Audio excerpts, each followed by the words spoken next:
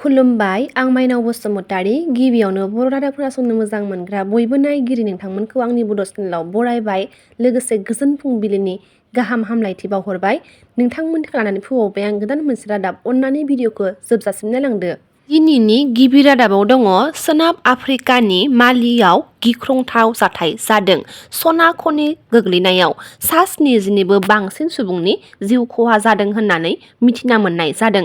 खैला टानेलनि उनाव सना खनियाव गिख्रंथाव जाथाय जादों। मिथिनो मोननाय बायदिब्ला आयेन बेरेखायै सना जावखांनाया सोलिगासिनो दङमोन। बे समावनो हरखाब गिख्रंथाव जाथाया सोमजियो। बे गिख्रंथाव जाथायाव सा 70निबो बांसिन सुबुंफोरा जिउ खहा जादों होननानै मिथिना मोननाय जादों। आरोबाव रैखाथि हान्जाया अपारेशनखौ सोलिगासिनो दङ होननानै मिथिना मोननाय जादों। फैगौ बैसागुआव भारत हादरनि गासै हारिमुफोरखौ लाबोनानै मोनसे गेदेर हारिमुआरि फोरबो खुंफुंगोन होननानै फोरमायथिदों BTRनि गाहाय प्रमद बर'आ। आरोबाव बिथाङा बुंथिबावदों दि गौरां हारिमुआरि फोरबोखौ खुंनाय हाबाफारिया बर' हारिनि हारिमुखौ मुलुगनि सुबुंफोरखौ मिथिहोनाय आरो गुबुन हारिनि हारिमुखौ जों मिथिमोननाय।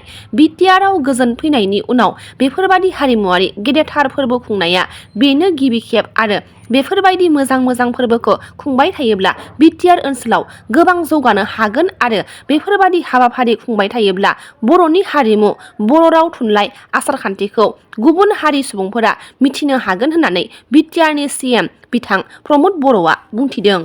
BTR सोरखारा मैया अफिसखौ लन्च खालामबाय होननानै मिथिना मोननाय जादों। मैया BTC सेक्रेटारियेट मावखुलिनि सावराय नब्लाङाव मोनसे हाबाफारिनि गेजेरजों अफिसखौ BTRनि गाहाय खुंगिरि प्रमद बर'आ बेखेवनानै होबाय। BTC मावखुलिनि माखासे गोनांथार खामानिखौ अनलाइन थाबैनो मावनो हानाय सुबिदाखौ नोजोर होनानै BTR सोरखारा बे थांखिखौ लानाय जादों होनना BTRनि गाहाय खुंगिरि प्रमद बर'आ खौरांगिरि मेलनि गेजेरजों फोरमायथिनानै होदों। दिनै 26 जानुवारि सुबुंखान्थि सान। क'क्राझारनिफ्राय गागि खौरांगिरि आरो दोरोङारि गेलेमु फोजाखांगिरि रैखाथि होगिरि अजित कुमार बसुमतारीया गोदान दिल्लीयाव मिरुआरि हिसाबै खुंजानो गोनां हादोरनि 75थि सुबुंखान्थि सानाव बाहागो लानो हांख्रायजानाय बादियै दिनै बाहागो लाहैगोन होननानै मिथिना मोननाय जादों। मिरु रोंग'सा सायख' आनजादाव सायख'जानाय सा 6 फरायसाफोरजों लोगोसे आसामनि APSC एग्जाम एबा कम्बाइन्ड कम्पिटिटिभ एग्जामाव उथ्रिसारनो हानाय सा 38 बर' बिजाथिफोरखौ 30 जानुवारियाव चिरां जिल्लानि मंगलियान बाजाराव दुलाराय बर' फरायसा आफादा बरायनायजों लोगोसे मान बावगोन होननानै मिथिना मोननाय जादों। बर' हारिनि गेजेराव फिन सासे आइजोआ हारिमायारि गेलेनायाव बान्था लाबोनो हादों। कामरुप मेट्र' जिल्लानि सिङाव थानाय मिथिंगाफुरिनि थागिबि बिथां हनेस्वरि बसुमतारीया 5थि आसाम स्टेट मास्टार्स गेम्स 2023 आव गेलेनायाव 200 मिटार खारनाय आरो डिस्कास आरो 100 मिटार खारनाय बे मोनथाम गेलेनाय आयदायाव नैथि बान्था आवग्रिनो हानायखौ मिथिना मोननाय जादों। मख'जाथावदि हनेस्वरि बसुमतारी बिथाङा बेबादिनो गोबां गेलेनायाव बान्था मोनबोदों आरो बिथाङा फोरमायदों दि गवायावबो साननैसोनि उनाव गेलेनो थांगोन होननानै लोगोसे गेलेनाय थांनायाव फैनायाव सुबिदा जानाय बादि आसाम सोरखारनिफ्राय मदद मोनगोनखौ हास्थायदों बिथाङा। BTR एकर्ड डेखौ फालिनो साखाफारा जादों BTRआव।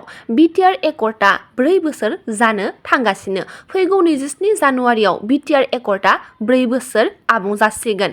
फैगौ 27 जानुवारियाव क'क्राझार सोहोरनि साखाथियाव थानाय बड'फा नोगोरनि ग्रीन फिल्डआव बे हाबाफारिखौ खुंफुंगोन होननानै मिथिना मोननाय जादों। आरोबाव बे हाबाफारियाव BTRनि गोजोन गोरोबथानि 8.4 दफा बादियै मुंख्लं नखरफोरनो 5 लाख रां होगोन होननानै BTR सोरखारा फोसावदों। बर'फोरनि थाखाय गोजोनथाव गोग्गाथाव रादाब लाबोबाय तेनजिं बड'साया। अर्गेनिक आबादारि तेनजिं बड'साया थारैनो अर्गेनिक एबा जिब आरो आबाद दिहुनगिरि। उदालगुरि जिल्लानि सिङाव थानाय डिमाकुसि खासिबारि गामिनि लाइमोन आबादारि अर्गेनिक आबाद दिहुनगिरि तेनजिं बड'साया। बिथां बड'सानो असम सरकारा असम गौरब बान्था बावदों आरो असम गौरब बिमुं होबाय। बियो BTR हालामनि थाखाय बे बान्था बान्थाखौ मोननानै गोग्गानाय होफैबाय। बिथां बड'साखौ मैया डिमाकुसि बाथौ गौथुम आफादा 32थि बोसोरसालिया जथुम्मायाव बरायनानै मान बिलाइखौ बावदों। बर' अ.सि. समरजित बसुमतारिया जिबन रक्षा पदक बान्थानि थाखाय सायख'जाबाय होननानै खौरां मोननाय जादों। रौता ओनसोलनि बयजोंबो सिनायजानाय रुंसारि गपाल स्वर्गयारी बिथांनि सारादुखौ फैगौ 28 खालाराव लानाय जादों होननानै मिथिना मोननाय जादों। मख'नो गोनांदि रौता ओनसोलनि बयजोंबो सिनायजानाय आरो मोजां मोनजानाय सासे मुंदांखा हारिमु अनसायगिरि, फावगिरि, दिथागिरि, मुसुखा दागिरि, गुबुन गुबुन हारिमु बिथिङाव रोंखा-राखा गपाल स्वर्गयारी बिथाङा थांनाय बोसोरनि थामहिनबा थांनाय 2023 मायथाइनि 19 दिसेम्बर खालाराव अबिथिरा रुंसारि जादोंमोन। इ.एम. रनजित बसुमतारिया पर्बतजरायाव आयेन बेरेखायै अन्थाइ बाला जावखांनायनि हेंथायै गोख्रों बाथ्रा बुंथिदों। आयेननि राहाखौ बयनिबो सायाव लानाय जागोन आरो दोलोनि सोद्रोमाफोराबो बारग'नाय नङा होननानै बिथाङा बुंथिदों। इउ.पि.पि.एल. दोलोआ जोबोद गोख्रों, दोलोनि सोद्रोमाफोरखौबो आयेन बेरेखा हाबा मावनो खाबु होआ होननानै बिथां इ.एम. रनजित बसुमतारिया खौरां बिजोंनि गेजेरजों फोरमायथिदों। दिनैनि रादाबा एसेनोसै। गाबोन फिन गोदान रादाब लानानै लोगो मोनगोन।